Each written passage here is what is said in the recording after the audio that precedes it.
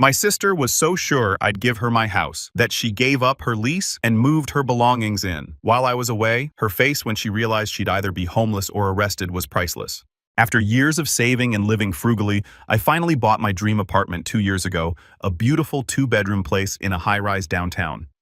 The master bedroom is honestly spectacular. It's huge, has an ensuite bathroom with a soaking tub and separate shower, a walk-in closet, bigger than some people's bedrooms, and floor-to-ceiling windows with a private balcony overlooking the Space Needle and Puget Sound. I've poured my heart and money into making this space perfect. Custom California closets organization system, automated blackout curtains, a built-in workspace with triple monitors for when I work from home, a reading nook with built-in bookshelves and art pieces I've collected from my travels to Japan and Europe.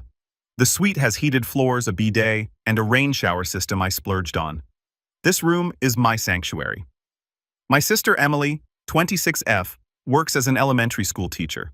She's always been the baby of the family, and I'll admit probably got away with more growing up. But we've had a good relationship until now.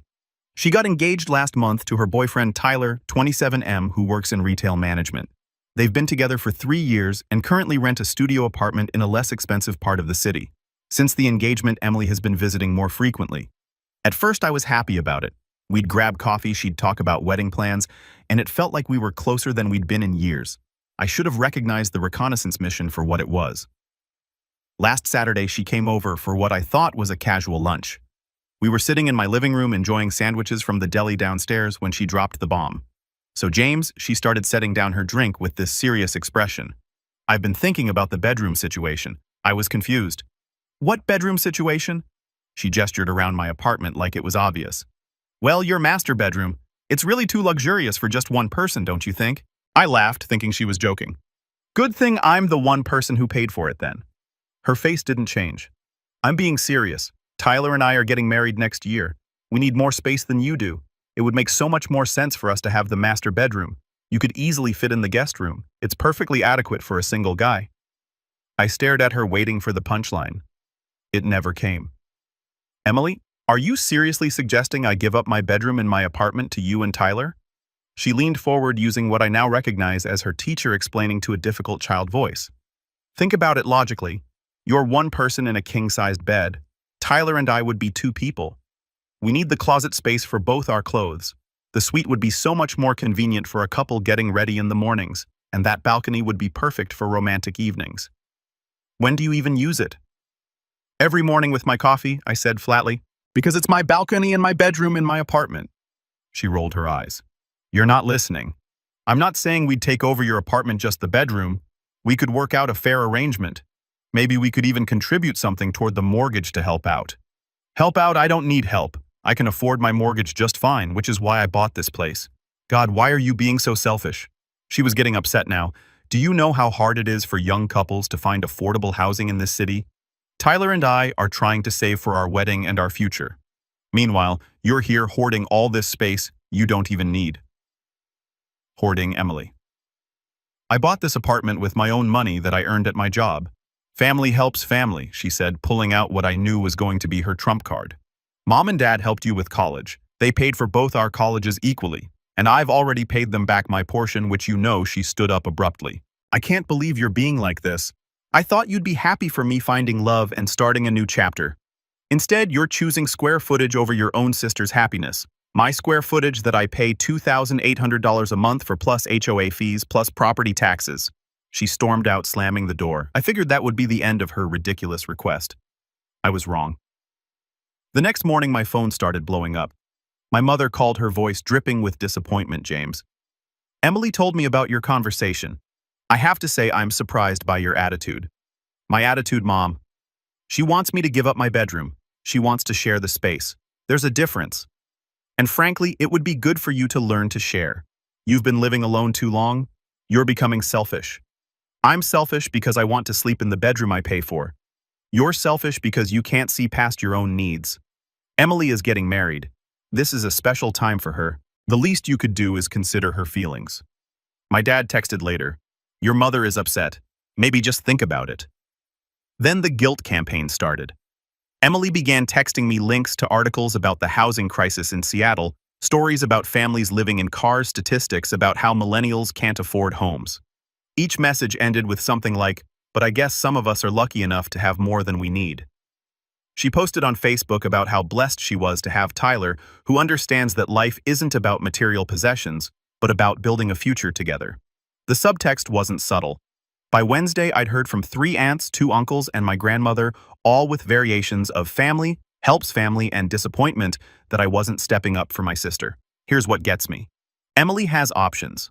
She and Tyler both have jobs. They could move to a 1-bedroom. They could get roommates.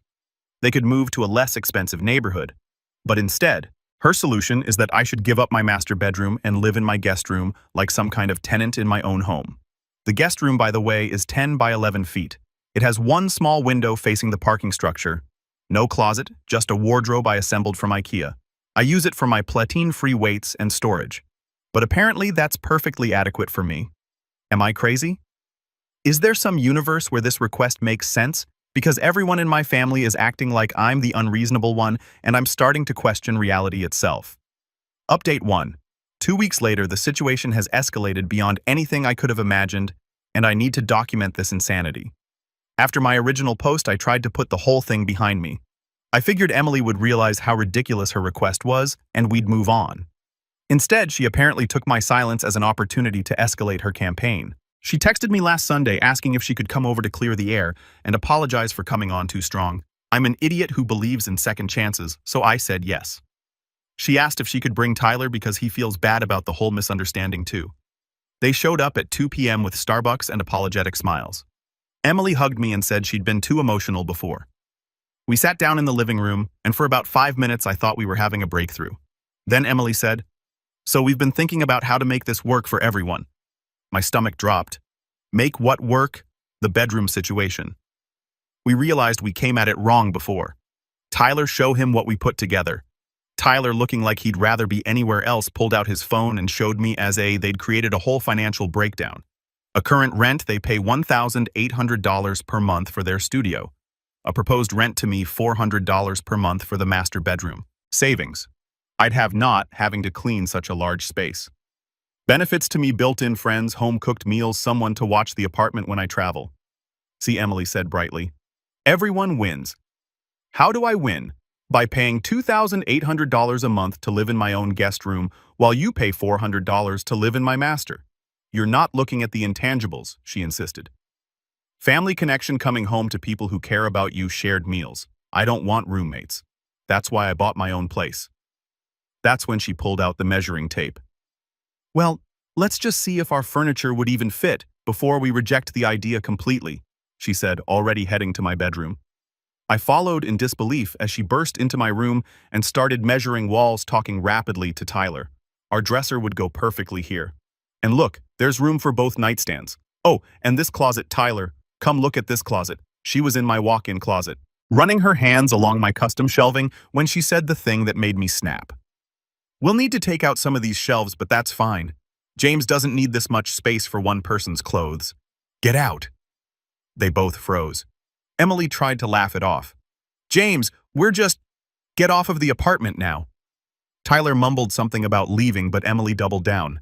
This is exactly your problem. You can't even have a rational discussion without flying off the handle. How are we supposed to make plans if you won't even plans? There are no plans. This is my home. You don't live here. You will never live here. Get out. I practically herded them to the door. Emily was yelling about my anger issues and how I was ruining everything while Tyler kept trying to pull her away. The last thing she shouted was, "I'm telling Mom and Dad about this." 20 minutes later, my phone exploded. "Mom, did you really scream at your sister? Dad, your mother is crying. Call me." Emily, I hope you're happy. Tyler thinks your family is crazy now. Aunt Patricia, I heard you made Emily cry. What's going on? The family phone tree was in full effect. By evening, the story had morphed into me violently throwing them out and threatening them. My uncle called to ask if I needed anger management. But the worst part came the next day. I woke up to 47 Instagram notifications. Emily had posted a series of stories or a selfie in my bedroom. When did she take this with dreaming of the day 2 hearts? A photo of my closet with goals of smiling face with heart eyes. A picture of the view from my balcony with future morning coffee spot with @Tyler Williams. And finally, a black screen with white text when your own family won't support your dreams, broken heart. My DMs were full of her friends asking what happened. Was I selling my place? Why was I being mean to her, etc. Some mutual friends were confused, thinking I'd promised her the room and then backed out. I had to post my own story, clarifying that I own this apartment, live in it, and have never offered to give up my bedroom to anyone. The fact that I even had to say that out loud is insane. Emily then started a group chat with me, her and our parents, called Family Housing Solution, where she posted a schedule. A week 1 to 2, James starts moving personal items to guest room. A week 3 to 4, Emily and Tyler bring over essential furniture. A month 2, full transition complete. A month 3, begin trial period of new arrangement. I left the group chat immediately. Mom re-added me. I left again. She called crying, saying I was tearing the family apart. I'm now getting daily messages from Emily with Zillow listings for one-bedroom apartments perfect for a bachelor and articles about tiny house living. Yesterday, she sent a link to an article titled, "Why Minimalism is the Key to Happiness," with a message this could be so freeing for you. Tyler hasn't said a word through all this. I'm starting to think he's either completely under her spell or he's in too deep to escape. I've changed my locks and informed my building security that no one is allowed up without my explicit permission. Emily called this paranoid and hurtful. I'm seriously considering going no contact until she accepts reality. This can't be normal. It can't be. Update 2, 1 month later. I thought I'd seen peak delusion. I was wrong. The last month has been a masterclass in manipulation, entitlement, and family dysfunction that would make a therapist rich. After changing my locks and alerting building security, I enjoyed 2 weeks of relative peace. Emily was giving me the cold shoulder, which was honestly a relief. I was starting to think maybe she'd finally accepted reality. Then came the ambush. My mom invited me for Sunday dinner last week. "Just family," she said. "Your dad misses you." I should have known better, but I missed them too. I walked into my childhood home to find the dining room set up like a corporate boardroom. Emily and Tyler were there, sitting on one side of the table with laptops open. My parents sat at the head of the table with printed documents in front of them. "Sit down, James," my father said in his business voice, the one he used when he was still working as a financial advisor. "We need to have a family meeting about the apartment situation." "There is no situation," I said, but sat down anyway out of shock more than compliance. Mom started, "James, we've let this go on too long. Family means compromise. Emily has prepared a presentation to help us find a solution that works for everyone." "A presentation?" Emily opened her laptop and started an actual PowerPoint titled "Optimal Living Arrangements for the Mitchell Family." Slide 1. The problem. Apparently the problem was inefficient use of space and misallocated resources. Slide 2. Market analysis. Comparative rental prices showing how much Tyler and Emily were overpaying for their studio while I was underutilizing my 2-bedroom. Slide 3. Proposed solution. Floor plans of my apartment with areas labeled Emily and Tyler's space master bedroom and bathroom, and James's space guest room and hall bathroom. Slide 4. Financial breakdown. They would pay me $400 per month, but I would save money because they'd share groceries and utilities. She actually calculated that I'd save $200 per month with their contribution. Slide 5. Lifestyle benefits bullet points about how I'd have built-in social life home security when traveling and family bonding opportunities. Slide 6. Transition timeline. A Gantt chart showing the move-in process over 6 weeks. Slide 7. Guest room optimization. Links to Murphy beds, space-saving furniture, and bachelor pad inspiration Pinterest boards. Slide 8. Success metrics. How we'd measure the success of this arrangement after 6 months. I sat through this in stunned silence. When she finished, she looked at me expectantly like she just solved world hunger. "No," I said, "you didn't even ask questions about the details," Emily protested. "Because the answer is no, to all of it, forever." That's when Tyler finally spoke. "We gave notice on our apartment." The room went silent. Even my parents looked shocked. What I asked?" Emily rushed to explain. "We knew you'd come around once you saw the logic laid out. Our lease was month to month anyway, and this way we're not wasting money on December rent when we'll be moving. You're not moving into my apartment, but we already told our landlord." Emily's voice was rising. "Where are we supposed to go?" "That sounds like a you problem that you created by assuming you could steal my bedroom." My mother interjected. "Steal is a very harsh word, James. What would you call it when someone tries to take something that belongs to someone else without permission?" sharing, Emily said. "It's called sharing. Sharing is voluntary. This is attempted theft with a PowerPoint." My dad finally showed some backbone. Emily, you really gave up your apartment without asking James first? She turned on the tears immediately. I thought my family would support me. I thought my brother would want to help me start my married life. Instead, he's choosing square footage over family. You chose homelessness over reality, I shot back. That's when the real manipulation started. Mom began crying about how her children couldn't get along. Dad said he was disappointed in both of us for letting it get this far.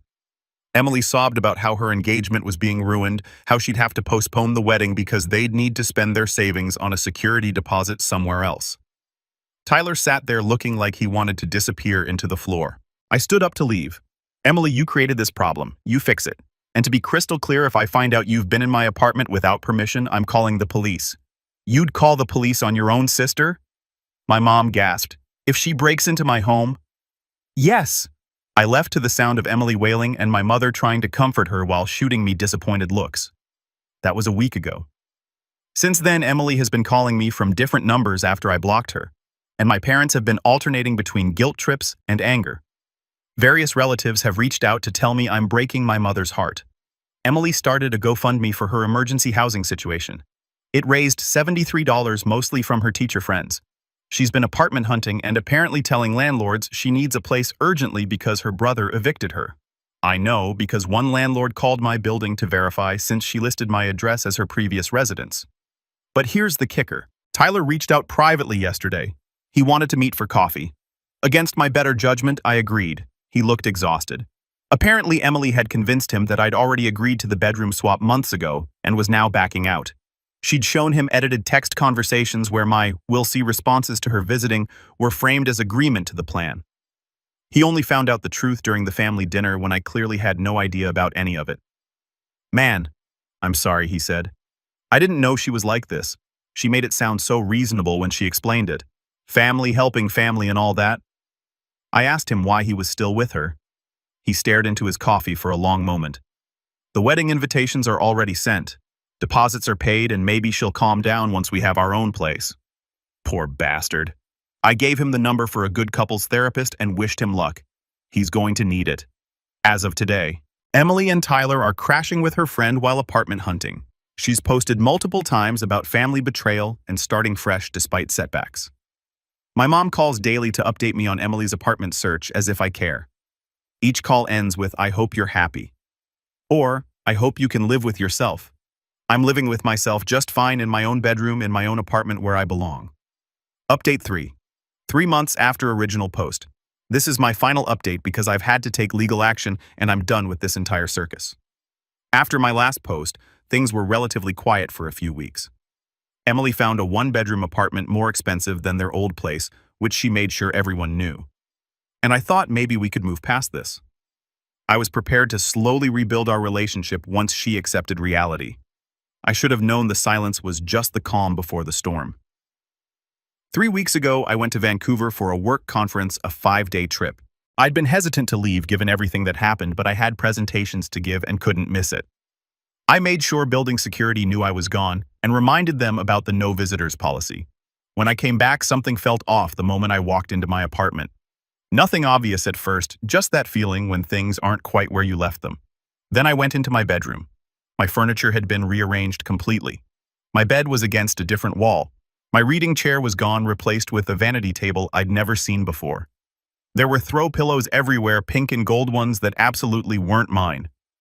My minimalist artwork had been replaced with live laugh love style quotes in cursive fonts. There was a framed engagement photo of Emily and Tyler on my nightstand. But the worst part, my closet, my beautiful organized closet, had been optimized.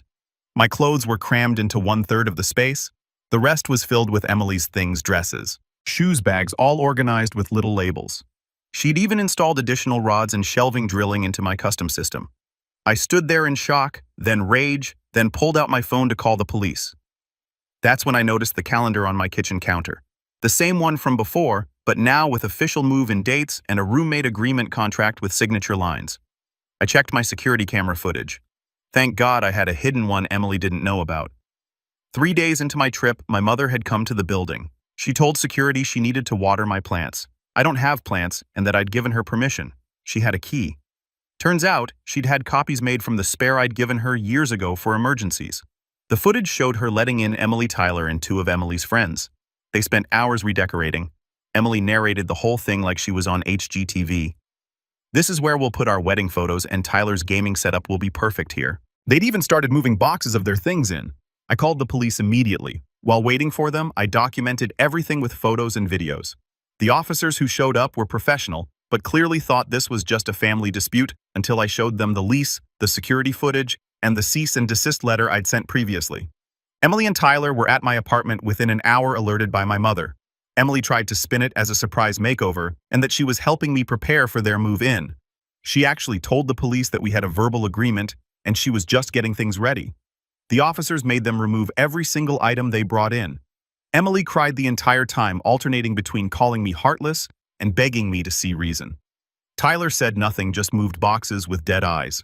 My mother showed up and tried to interfere, telling the police this was a family matter and they didn't need to be involved. One officer explained that breaking and entering is a crime regardless of family relationships.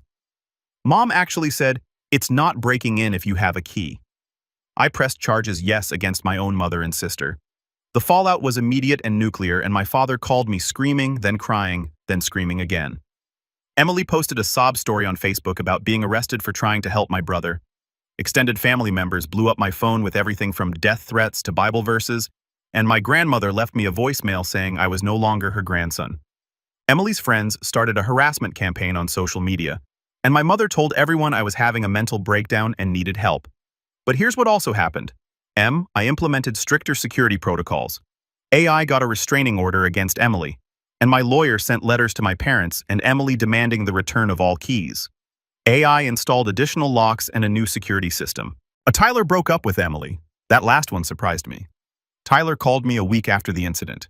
Apparently, the police involvement was his wake-up call. He'd been having doubts since the family dinner ambush, but seeing Emily lie to police officers about a verbal agreement that never existed made him realize what he was signing up for. She had our whole life planned out, he said, including where we'd live. Apparently, I kept asking her what would happen when you came back from your trip, and she just kept saying you'd understand once you saw how nice it looked. The wedding is off. Emily is now living with her friend and has pivoted to being the victim of both her heartless brother and her commitment-phobic ex-fiancé. She started a blog about surviving family trauma and betrayal. As for the legal consequences, Emily received a formal warning and the restraining order. My mother was charged with criminal trespass but got a plea deal for community service. The family is split. About half think I'm the devil incarnate. The other half quietly support me but don't want to deal with Emily's wrath. I've been in therapy dealing with all of this. My therapist says what Emily exhibited is a form of delusional entitlement often enabled by family systems. She literally couldn't comprehend that my property wasn't communal family property. In her mind, my success was a family success meant to be shared whether I agreed or not. My parents are in Coop's therapy now. Dad admitted he's been enabling Emily's behavior for years because it was easier than dealing with her reactions. Mom still thinks I overreacted, but is starting to understand that she crossed a legal line, not just a family boundary. Last week I put my apartment on the market. Not because Emily won, but because I need a fresh start. I'm looking at places in a different neighborhood, maybe even a different city. Somewhere with excellent security and no family members with keys. Emily found out about the sale. Of course she did. And actually texted me from a friend's phone. "So you're selling our apartment. Where are we supposed to live now?" I didn't respond. There's no point. Final thoughts. This whole experience has taught me that sometimes family can be your biggest threat to personal boundaries. Emily wasn't just entitled, she was delusional. And my parents enabled it to the point of criminal behavior. I've lost most of my family over this, but I've kept my sanity, my autonomy, and my right to live in my own bedroom. That's worth more than maintaining relationships with people who think my possessions are theirs to take. To anyone dealing with similar boundary-crossing family members, document everything. Install cameras. Don't give out keys. And don't let anyone make you feel guilty for protecting what's yours. My new place will have a doorman, multiple security checkpoints, and no spare keys for anyone. Emily can write all the blog posts she wants about family trauma. I'll be living my life in my own space on my own terms. The apartment sold yesterday. I close next month. Emily doesn't know where I'm moving and I plan to keep it that way. Sometimes the best family is the one you choose. And I'm choosing friends who respect boundaries therapy to heal from this mess and a future where my bedroom is unquestionably mine. Edit. For those asking, yes, Tyler is doing okay. We've actually become friends through this weird trauma bonding. He's in therapy too, and grateful he saw Emily's true colors before the wedding. He sent me a thank you card last week that said, "Thanks for accidentally saving my life." We grab beers sometimes and laugh about how insane this all was. He's dating someone new who apparently thinks having your own apartment is perfectly normal. Revolutionary concept, I know.